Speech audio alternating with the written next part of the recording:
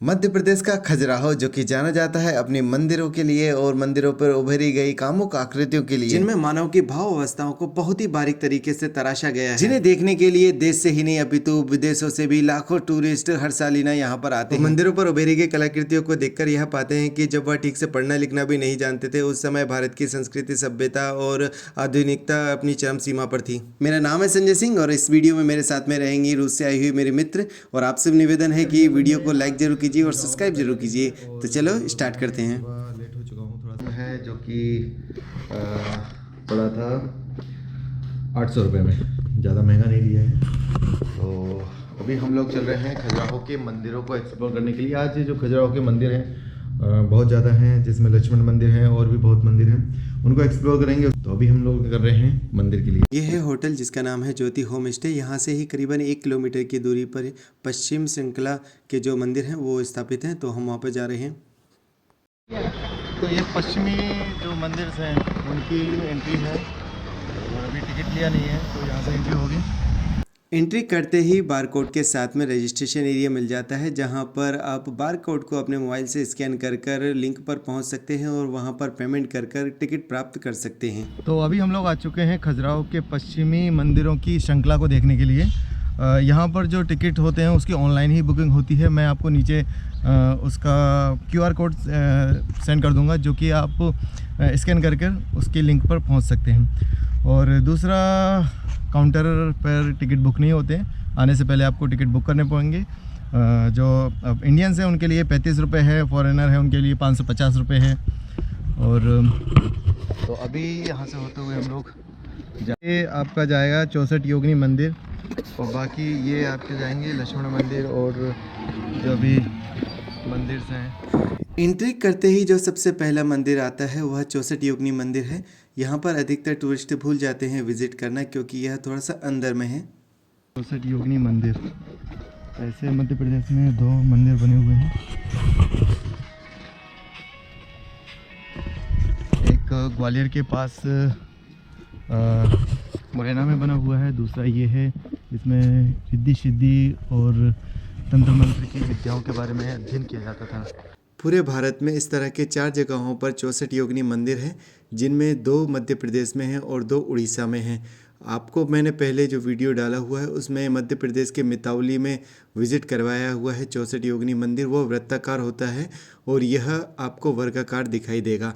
बाकी और जो भी 3 64 योगिनी मंदिर हैं वो भी वृत्ताकार में ही हैं, पर यह वर्गाकार में था और यह लगभग डिस्ट्रॉय हो चुके हैं। इनके पत्थरों को जोड़कर इसको वापस से पुनः बनाने की कोशिश की गई है। इन जो मंदिरों का निर्माण कराया गया है वो सैंडस्टोन से कराया गया है, जो कि पास में स्थित नदी कैन नदी से लाए गए हैं, और आप इन पत्थरों का टेक्सचर दे सकते हैं। अब हम लोग जा रहे हैं पश्चिम समूह के जो मेन मंदिर हैं उनके दर्शन करने के लिए। साथ में ये बढ़िया सा झील बनी हुई है, तो कुछ इस तरह का नज़ारा है। और अभी 64 योगिनी मंदिर देख के आए हैं, अभी और चलना है। पीछे साइड में ये एंट्री गेट है, और यहाँ से आते ही आपकी एक बार और चेकिंग होती है। कैमरा है, तो मेरे पास में कैमरा था, इस वजह से मुझे 25 रुपये की पर्ची और कटवानी पड़ी। इसका जो ट्राईपॉड होता है वो उन्होंने निकाल दिया, क्योंकि ट्राईपॉड बोल रहे हैं कि यूज़ नहीं कर सकते, पता नहीं क्यों। लो जी, अब हम लोग आ चुके हैं पहला मंदिर लक्ष्मण मंदिर। इसका नाम लक्ष्मण मंदिर जरूर है, पर यह भगवान विष्णु को समर्पित है। फिर इसका नाम लक्ष्मण मंदिर क्यों रखा गया है? एक्चुअली में इसको जो बनवाया था वो राजा लक्ष्मण वर्मा ने बनवाया था, इसी वजह से उनके नाम से इस मंदिर को जाना जाता है। यहाँ पर आप अधिकतर जितने भी मंदिर देखेंगे वो सभी नागर शैली में ही बनाए गए हैं, और इनको जो बनाने की शुरुआत हुई थी वो 9th सेंचुरी से लेकर 1200 ईस्वी तक बनाए गए थे। तो यह मंदिर करीबन 1100 वर्ष पुराना है, और यहाँ पर अधिकतर जो मंदिर हैं वो सभी चंदेल राजपूतों के द्वारा ही बनाए गए। इन सभी मंदिरों की विशेषता यहाँ के मंदिरों पर उभरी गई जो कारीगरी है, यहाँ पे जो मूर्तियों को दर्शाया गया है, यहाँ पर जो मानव के मनोभाव को व्यक्त किया गया है वो अद्भुत है। ये आपको सिर्फ खजुराहो मंदिरों में ही देखने को मिलेगा, जहाँ पर हर एक मूर्ति मूर्ति की इतनी बारीक तरीके से नक्काशी की गई है कि अगर आप उसके चेहरे के एक्सप्रेशन को भी देखेंगे तो वह अलग ही भाव को व्यक्त करता है, उस समय की दशा को बताता है कि किस तरह का उनके मन में भाव चल रहा है। मंदिरों की दीवारों पर जो उभेरी गई कलाकृतियाँ, इसमें सभी तरह की आपको कलाकृतियाँ देखने को मिलेंगी, जिसमें कुछ एरोटिक कलाकृतियाँ हैं जिनमें आपको काम भावनाओं के बारे में बताया गया है, उन दृश्यों को दिखाया गया है। मनुष्य के हर जीवन का चित्रण बखूबी तरीके से दर्शाया गया है। भले ही वह जंग पर जाते हुए सैनिक हो, उनके मन में क्या मनोभाव चल रहा है, उन सभी को हर एक पहलू को इसमें तराशा गया है। मंदिर में प्रवेश करने से पहले ही आपको अर्ध चांद और दो शंख दिखाई देंगे, ये शांति का प्रतीक है। मंदिर में प्रवेश करते ही सबसे पहले आपको मकर तोरण आर्क दिखाई देगा, जिसमें प्रदर्शित किया गया है कि स्वर्ग से गंगा जमीन पर कैसे अवतरित हुई थी। यहाँ मगर है और ऊपर से जो धार आ रही है मगर के मुंह में, वह गंगा की धार है। अंदर आते ही आपको सीलिंग में यह बड़ा सा डोम दिखाई देगा, जिसके अंदर कई छोटी छोटी नक्काशियाँ की गई हैं और यह पत्थर से बना हुआ है। जैसे कि और महलों में जो डोम बनाया जाता है वह ईंटों से चुनाई करके बनाया जाता है, पर यह पत्थर को काटकर उसके अंदर नक्काशी की गई है। इससे भी कहीं ज़्यादा सुंदर आपको डोम कंदरिया महादेव मंदिर, जो कि आगे चल के मैं आपको दिखाऊंगा, वहाँ पर बनाया गया है। वहाँ पर डबल सीलिंग में इसको बनाया गया है, जिसे फोर सीलिंग आजकल बोला जाता है। तो यह कॉन्सेप्ट 1100 वर्ष पूर्व भी था। यहाँ पर जितने भी मंदिरों को बनाया गया है उन्हें 5 भागों में बांटा गया है: अर्धमंडप, मंडप, महामंडप, नाट मंडप और गर्भ गुफा। ये जो जगह है वो नाट मंडप है और इसी के सामने अगर आप देखेंगे तो गर्भ गुफा बनी है, जिसमें भगवान विष्णु की मूर्ति को स्थापित किया गया है। गौर से देखने पर आप पाएंगे कि गर्भ गुफा को इस तरह से स्थापित किया गया है कि बाहर से आने वाली रोशनी सीधी मूर्ति के ऊपर पड़ती है, और अगर आप गर्भ गुफा के बाहर खड़े होते हैं तो आपकी परछाई सीधे भगवान जी के चरणों पर पड़ती है, जिससे भगवान की गर्भ गुफा में बिना जाए हुए आपकी परछाई के द्वारा भगवान के चरणों में स्तुति हो जाती है। यहाँ पर भगवान विष्णु की 3 मुखों वाली मूर्ति को स्थापित किया गया है, जिसमें एक मुख मानव का है, दूसरा शेर का है और तीसरा 12 अवतार का है। तो इसके बारे में शिला पे कुछ लिखा गया है, जो कि देवनागरी लिपि में लिखा गया है।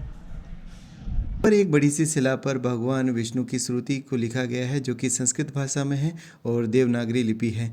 अगर आप देखेंगे तो पूरी शिला पर बिना किसी गलती किए हुए ये लिखा गया है। सोचिए कितनी मेहनत लगी होगी, और अगर कोई भी एक शब्द गलत हो जाता तो यह पूरा का पूरा वापस से लिखना होता नई शिला पर। तो यह बहुत ही बारीक काम किया गया है। लक्ष्मण मंदिर का निर्माण जो हुआ है वो पंचशैली मंदिर में हुआ है, मतलब कि 4 मंदिर आसपास होते हैं छोटे छोटे, और बीच में जो होता है वो बड़ा मंदिर होता है। इस प्रकार के जो मंदिर होते हैं उसे पंचशैली मंदिर बोला जाता है। तो लक्ष्मण जो मंदिर है वो इसी का उदाहरण है। इस तरह के 4 छोटे मंदिर लक्ष्मण मंदिर के चारों दिशाओं में बनाए गए हैं। अब हम लोग चलते हैं लक्ष्मण मंदिर के ठीक सामने बना हुआ है भगवान विष्णु का एक अवतार, जिसे 12 अवतार बोला जाता है, उनका मंदिर। तो यहाँ पर आप देख सकते हैं वाराह मंदिर है, जो कि भगवान विष्णु का एक अवतार था। तो ये आप देख सकते हैं, इस पे बहुत ही बारीक तरीके से नक्काशियाँ की गई है देवी देवताओं की। आप देख सकते हैं कि कितने बारीक तरीके से इसमें देवी देवताओं की नक्काशियाँ की गई हैं, और अगर इनको काउंट किया जाए, इनका टोटल किया जाए, तो यह 674 मूर्तियों को तराशा गया है। और ये सभी एक दूसरे से डिफरेंट हैं, क्योंकि ये हाथों से बनाई गई हैं, इसीलिए इनमें अंतर आपको देखने को मिलेगा। यहाँ से सामने देखने पर आपको सीधा लक्ष्मण मंदिर दिखाई देगा, जिसके अभी हम लोग दर्शन करके आए हैं। और यहाँ पर कुछ मूर्तियाँ मिसिंग भी हैं, जैसे पृथ्वी माता की यहाँ पर पहले मूर्ति हुआ करती थी, उनकी अब बस पैर रह गए हैं और वो मिसिंग है। लक्ष्मण मंदिर के दर्शन करने के बाद में अब हम लोग चलते हैं प्रतापेश्वर महादेव मंदिर, जो कि बहुत ज़्यादा पुराना नहीं है, करीबन 150 से 200 साल पहले इसे बनाया गया था। और यही वजह है कि इसको पत्थर से ना बनाते हुए ईंट और चूने से बनाया गया है। अगर आप इस मंदिर की बनावट को गौर से देखेंगे तो पाएंगे कि यह 5 धर्मों की हार्मनी फ्यूजन का प्रतीक है, मतलब कि 5 धर्मों का समावेश इस मंदिर में किया गया है। शायद सभी धर्मों को एक साथ जुट करने के लिए मंदिर का निर्माण करवाया गया होगा। अंदर महादेव जी शिवलिंग के रूप में बैठे हुए हैं, जो कि नंदी बाबा के साथ में हैं। तो यहाँ पर आप दर्शन कर सकते हैं। यहाँ से दर्शन करने के बाद में बिल्कुल पास में ही बना हुआ है विश्वनाथ मंदिर। लोग आ चुके हैं। लक्ष्मण मंदिर से बिल्कुल सामने ही बना हुआ है एक विश्वनाथ मंदिर। तो ये वो विश्वनाथ मंदिर है। यह मंदिर के हम दर्शन करेंगे अगली वीडियो में, क्योंकि वीडियो बहुत ज़्यादा लंबा हो जाएगा और मेरा मोबाइल इतना सपोर्ट नहीं कर पाता है, इसीलिए मैं 10 या 12 मिनट के ही वीडियो बना पाता हूं और सब चीज़ आपको मैं डिटेल में बताना चाहता हूं। इसीलिए आगे की वीडियो के लिए मिलते हैं कल नई वीडियो के साथ में। आप लोगों ने अगर अभी तक चैनल को सब्सक्राइब नहीं किया है तो प्लीज़ सब्सक्राइब ज़रूर कर लीजिए, और वीडियो अगर अच्छी लगी है तो उसे लाइक भी कर लीजिए। Thank you so much for watching. तो यह वीडियो आगे कंटिन्यू रहेगी, तो आप अपना ध्यान रखिए और थैंक यू सो मच फिर से।